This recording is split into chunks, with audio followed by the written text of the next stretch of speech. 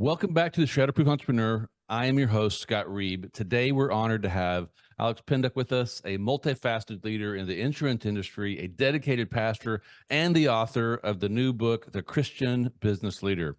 Alex, welcome to the show. Well, thank you, Scott. Thank you for having me. Really appreciate being on the podcast today.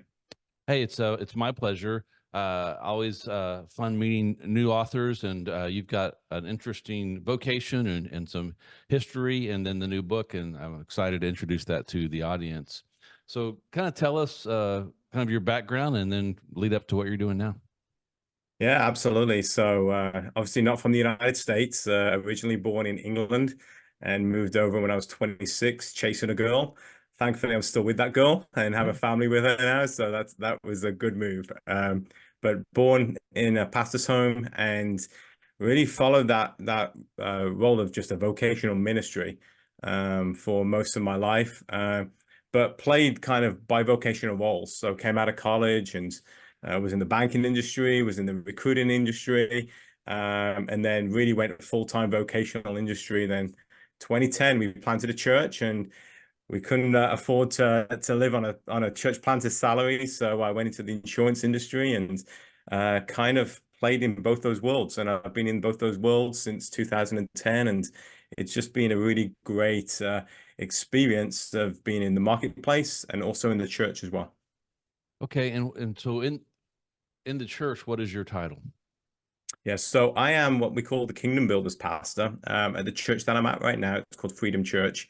And I work with the marketplace leaders, business owners, some of the high net worth people, and really trying to help cultivate a culture of generosity within the church.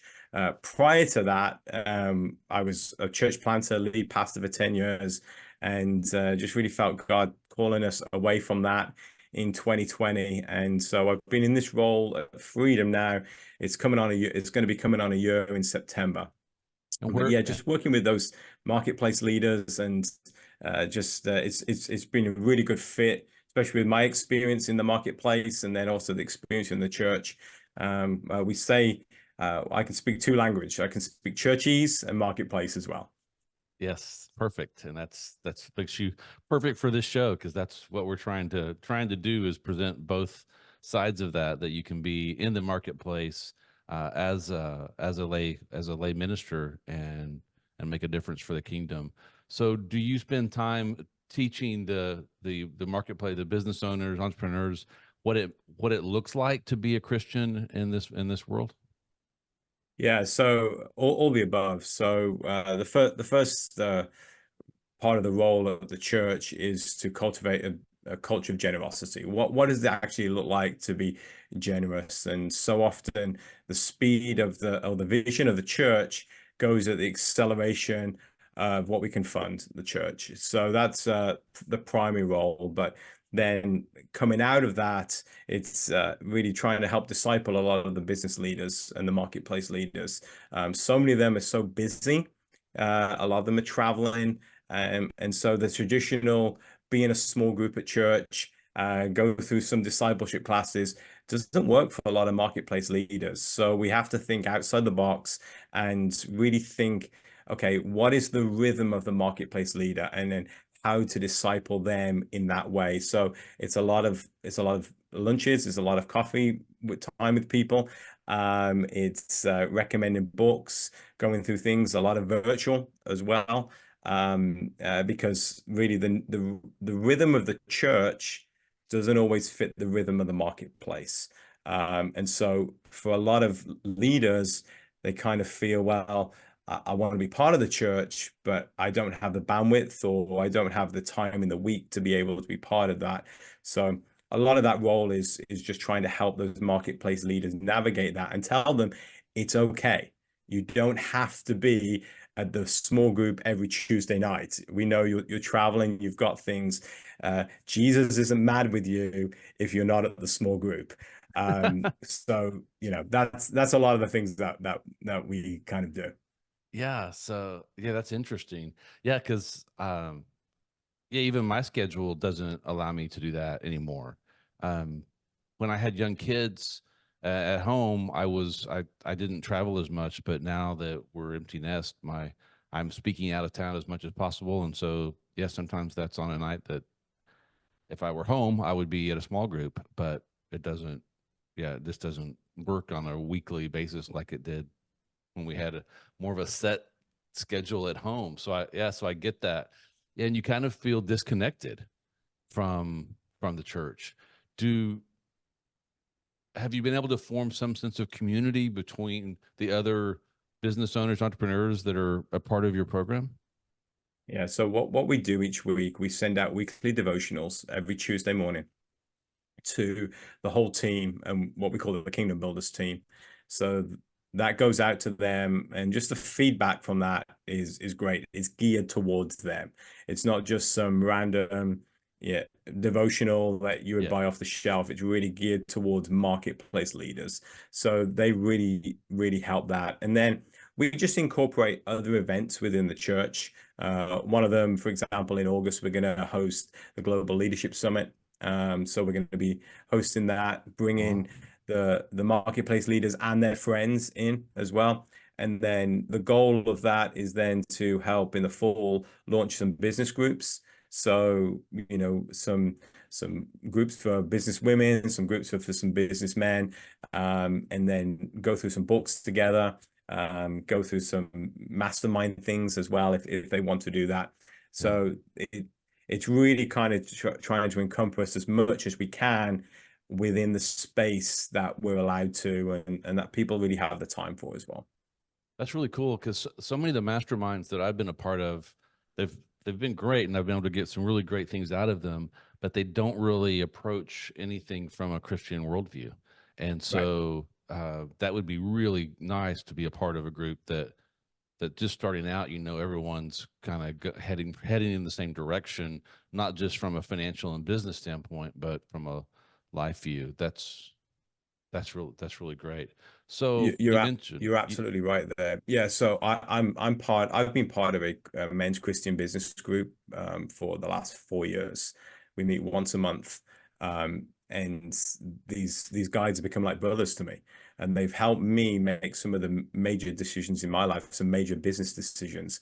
I've also learned a lot about business from sitting in this group. We have CPA, we have a chief financial officer, we have a doctor in there. We have a startup business in there. We have just all different types of business owners, and just hearing their perspective, not just from a Christ point of view, but from a business point of view as well, just really helps. I mean, trying to close that gap. So that's been good. I would recommend anybody, of faith, if you're in the business world, if you're in the marketplace, try to find a group that you can be part of, that you're close enough that you can share things, but you're also distant enough that you're not worried to share things as well with them. yeah, And because, and so the people in my group, they actually don't even come to my church because yeah. there's stuff that I want to share that I probably wouldn't want to share with a church member. So it's been a fantastic season that I've been able to go through just with some of these guys. And some of them, we've laughed together, we've cried together. And it really what spiritual community looks like, but with the emphasis around business as well. Yeah, and we're at Shatterproof Solutions. We're working right now on putting together a mastermind like that for Christian business owners. So if you're interested, reach out to me. Let me know. We'll put you on the list to contact. But it's so important. The mastermind itself is important, but there's some problems with it if you're in a secular group, because you are going to get close to those people. And if you can, it's much better to create those brotherhoods with other believers, because they can they can pull you the wrong way, um, and you may be unaware of it, that just little things can start to slip that you wouldn't normally have considered, because you're surrounding yourself with people that don't have that same worldview. So I'm glad that you found a group, and because they're not easy to find. So hold on to that. Well, you mentioned that you mentioned books. So let's talk about your book, The Christian Business Leader. I understand it came out this year. So tell us about that. Yeah, so it got released in January. Really just came out of nowhere. I'll be honest. It wasn't on my radar. But last July, July 2023, I woke up one of those nights I woke up at 2:30 in the morning. Ooh, And yeah, I'm sure many of your listeners that they've done the same, right? You've got things on your mind, you've got business deals you're trying to do. And it was one of those 2:30 in the morning. I just had this spark, write a book. And by 7:30 that morning, I'd gone downstairs in my kitchen and I'd written out the whole outline and the introduction. And I'll be honest, it took me 28 days to write the book. wow. And it was just pure help of the Lord, right? I mean, I just felt the Holy Spirit through that. Every morning I was getting up about 3:30 to write. And so I write from about 3:30 till 7:30, and then I started my day. And I wasn't tired at all. And if you ask me today to get up at 3:30 tomorrow morning, I'm going to be tired. It was one of those seasons where it's very hard to even put it, uh, to even categorize it. But it was a season of grace, I think, to write the book. So sent it off to a publisher. They loved it and they wanted me to finish it. So I got it finished, sent it off, and basically released the book in January. So really happy with it. So tell us what is the, I mean, the Christian business leader. It kind of, we kind of know it's about Christian business leaders, but tell us what the book's about, and who exactly was it written for? Yeah. So the book is written for basically people who don't work in a church. Anybody else. Whether you are a business owner, you're an entrepreneur, you're in the C-suite, or you're flipping burgers in McDonald's. I mean, it really is for anybody who just doesn't put their full-time vocation in working for a church. The whole purpose behind the book is it goes through 12 different mentalities or mindset shifts as Christians, I think, that we need to make in the marketplace. It really, the basis of it is from Romans 12, where we are told to not conform to the patterns of this world, but to be transformed by the renewing of our mind and changing the way that we think. And then the Bible says, then we will find out what God's perfect will for our life is. And so going through 12 mindset shifts of how to change from how the world thinks about being in the marketplace, how the world thinks about being in business and conducting business, to really how God wants you to think. And the whole premise of the book is how God wants you to think is God has a purpose for you in that office, in that business, on that shop floor, greater than just making money and maybe becoming wealthy. God's purpose for you is that you are the one who is bringing Jesus into the room in those environments that you walk into, and that is your greater purpose and that is your greater calling. And so it goes through all these mindset shifts of how we, how we need to change the way that we think. And so from having an abundance mentality instead of a scarcity mentality when it comes to competition, to really relying on God, and believing that God is going to provide instead of you being the one who's kind of hustling on your shoulders, that Jesus is going to take that weight from you, to leaving a legacy. And what kind of legacy are you leading? What are you building for today, for yourself, or are you building for the next generation? And then there's even a mindset shift of being a kingdom builder in that. And what does that look like?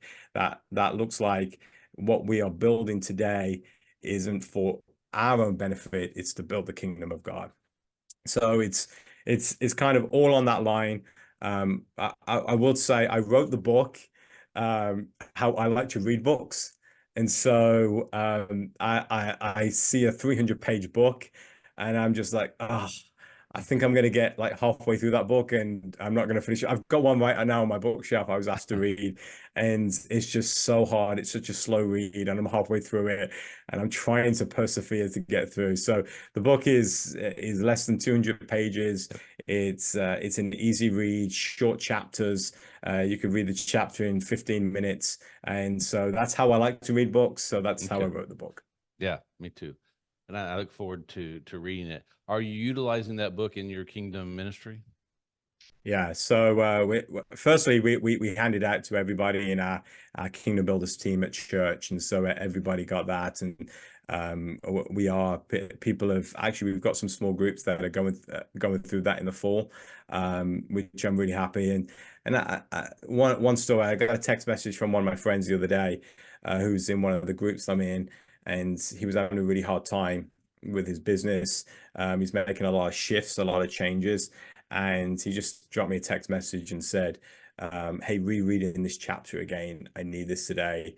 Thank you for writing the book. I mean, it's those things that just make my heart feel good. Yeah. But also I'm just thankful that I chose to write the book for those people there, because the way that the world looks at business, it's all hustle and grind, and it's all on how much effort that you can put in.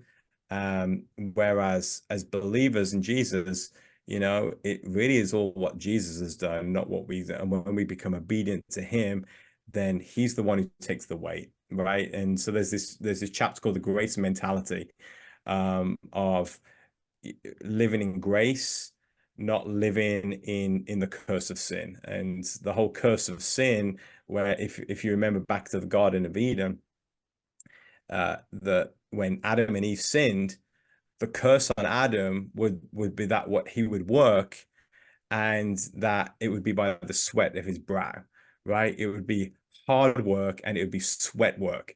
And the world boasts about sweat equity, right? We have the sweat equity in our business. I put in the hard hours, I put in the hard work. But when Jesus came, he came to reverse the curse, and the reverse of the curse was grace.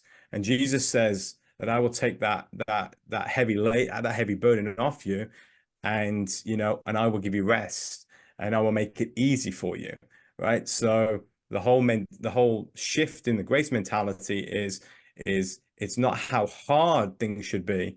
It should be, when we follow Christ, how easy Christ makes it be, right? And so just going through things like that, it really has been a mindset shift for a lot of people when they've read the book. Even for myself, rereading it, like when you go through the editing process. I mean, I've read that book I don't know how many times now. Yeah. Just every time that hit me, like, okay, let's not go in my power. Let me rely on the power of Christ. And really, do I trust him? Do I trust that he will be the one that will sustain me and provide for me? And if I truly live in the purpose that God created me for, and that was to be Christ's agent and Christ's ambassador in the places that I go, he's going to be able to take care of the rest. And so there's lots of different stories about things that I've seen that God has done in my life and in others as well. But it really is a cultural shift, and really based on, do not follow the patterns of this world. Do not be conformed to the patterns of this world, but let Christ transform you by changing the way that you think.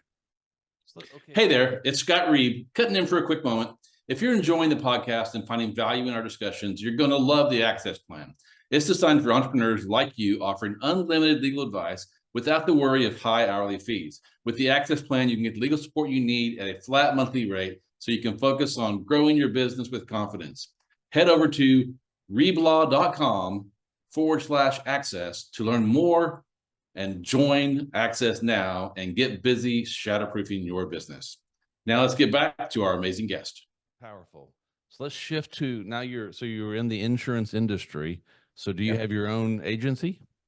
Yeah, so actually, I work for a larger agency called the Levitt Group, which is a national brokerage, and they have about 120 affiliates throughout the country. And I'm part of an affiliate called Farm Creek Insurance, which is their Maryland affiliate for the Levitt Group. Okay. And so what kind of business do you do there?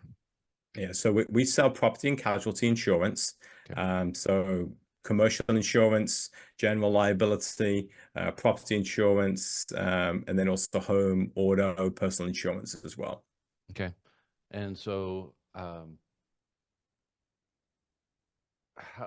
how do you divide up your work between between the insurance business and then being a part of the church?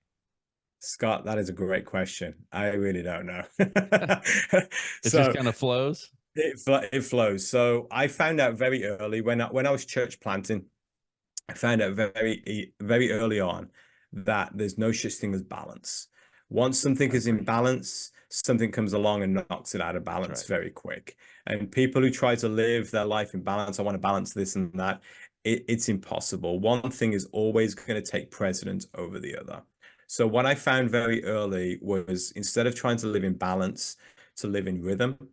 And so if I could have weekly rhythms, then I know I won't be worn out, basically. I won't be burnt out.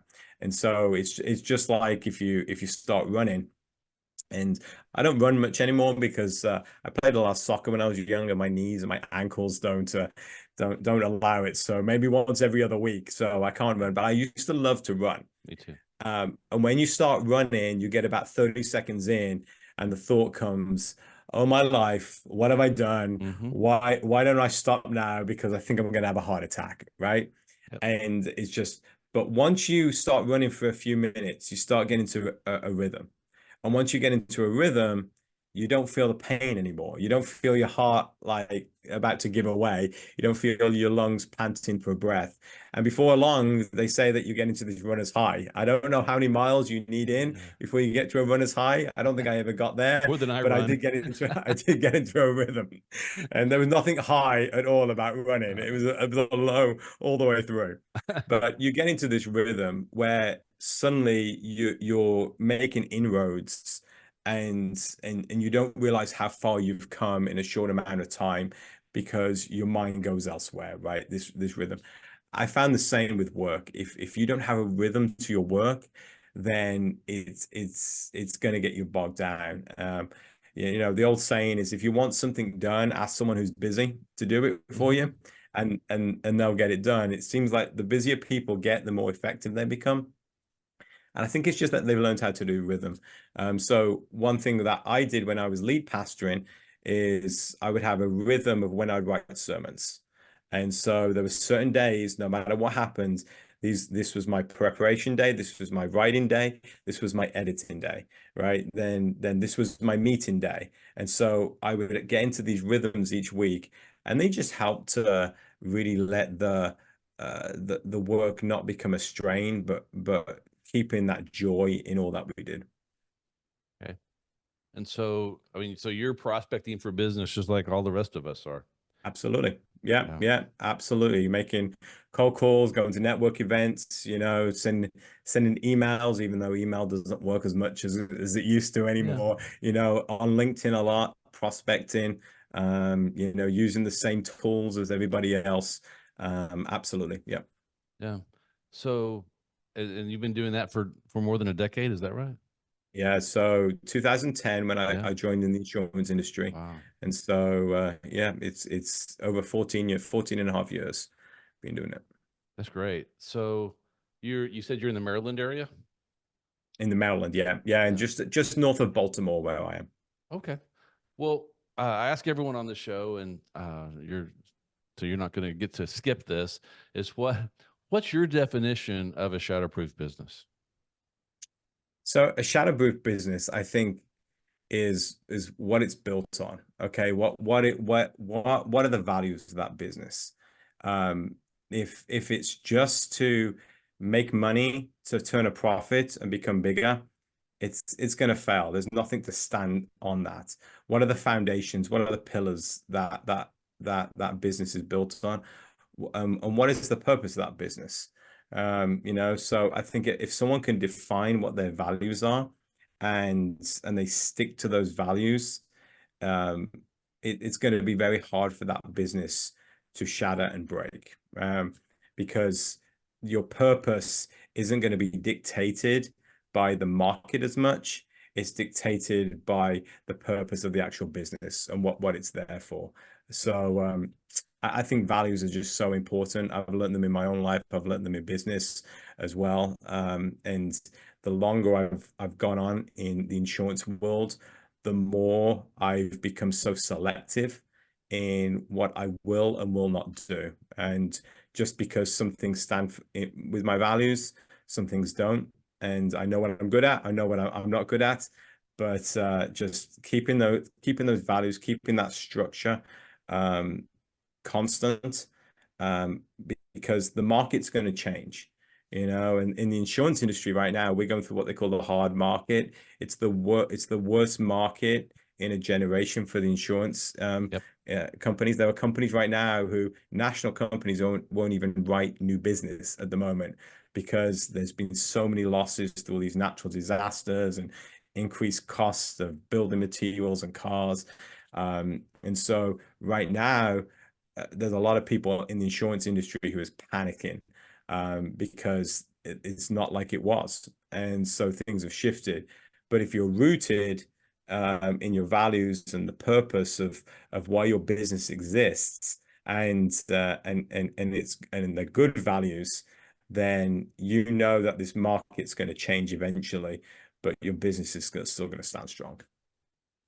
Yeah, that's so great. Yeah, if your sole focus is to generate dollars for your business or for you personally, then that's eventually going to crumble. You have to be focused on trying to help people and make a difference for people, both your customers, and then also if you have a team, you're building a team. You're not building a business. If you build a team, they'll build your business, and you can't do any of that without not only having core values, but having them in a way that they're written down, they're concrete. You can refer to them. You can interview people, hire people, accept or not accept clients based on them. And if it's just some idea in your head, that's very bendable. But when you put it on paper and create a sign and it's hanging on your wall, it gets very hard to bend from those because everyone around you knows what your values are. And so you kind of have some built-in accountability. So if you're listening and you haven't taken that step, I would really encourage you, if you need help doing that, reach out. I can give you some tools to get those core values down, both for who you are personally and what your business stands for, because they may be a little different in business because their business may do something very special, but they're definitely going to be a blend of your personal values, the same with your brand. So, yeah, man, this has been awesome. You hit this right. You just very quickly, you just hit the nail on the head with just building people, right? We can't do this alone, right? It's if we do it alone, then it's not going to last very long. You got to build it with people first, people over product, people over profit. And what happens is the product comes out and the profit comes as well. That's right. Yeah, and so if you have employees, then you need to be focused on them and making their lives better and helping them achieve what they want to achieve. If you don't have employees and you're building your business through networking, then you should be putting value into the people in your network and helping them achieve their life goals and dreams. And if that's your focus of helping other people, then you'll go a long way. And that's what we were called to do. Right? We're called to love God and then to love our neighbors. And so if you're doing those things, then the business will take care of itself. If you're trying to do it all yourself for profit, and you haven't built it on the cornerstone of Jesus, then you're eventually going to find something that shatters you, either your business or you personally. And we don't want that to happen. So if you have questions about how to build a shatterproof business, I'm here for you. And Alex is too. So, and you could reach out to either of us and we'll be thrilled to help you with that stuff. Alex, how should people reach out to you and connect with you? Yeah, so probably the best way is LinkedIn. You can just search for me, Alex, and then last name is Penduck, Penduck. I think I'm the only one with that name in the world, so it's pretty easy to find me. You can find me also on Instagram and Facebook as well.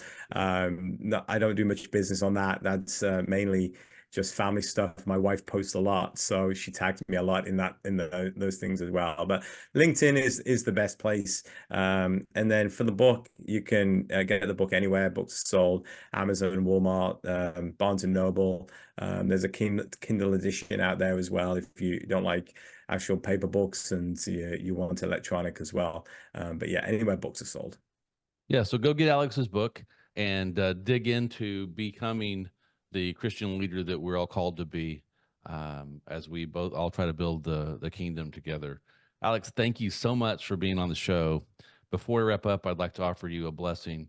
Lord, just bless Alex and bless his business. Bless him as he tries to build this kingdom through the marketplace and leading marketplace leaders to you and showing them how they can help build a kingdom while building their business.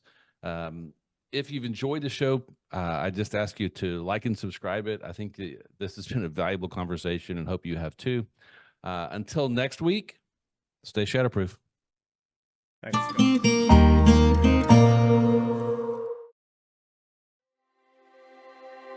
This podcast is for informational purposes only and should not be taken as professional advice. While I'm your host, Scott Reed, and a lawyer, I'm not your lawyer, and this podcast does not establish an attorney-client relationship.